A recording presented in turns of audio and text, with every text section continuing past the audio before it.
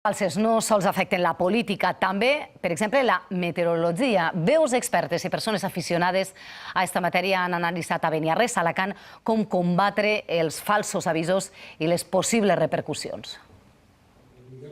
Beniarrés ha acollit la 7ª trobada d'aficionats a la meteorologia, una jornada dedicada a la divulgació per a poder combatre les notícies falses, on s'ha defensat la importància que té la comunicació de la previsió i dels avisos meteorològics. Per què és tan complex saber quin tipus d'avís donar en cada moment i també per què és tan difícil moltes vegades parlar de la qüestió de com es transmet a la població aquest tipus d'avisos.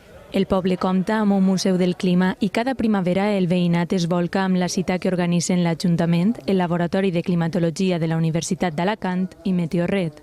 És una gran ocasió per a donar a conèixer i debatre aquests temes entre un públic aficionat i més ampli. A més de gaudir del paisatge privilegiat i la fotografia, experts i aficionats han compartit coneixements i han deixat clar en qui cal confiar a l'hora d'informar-se sobre meteorologia.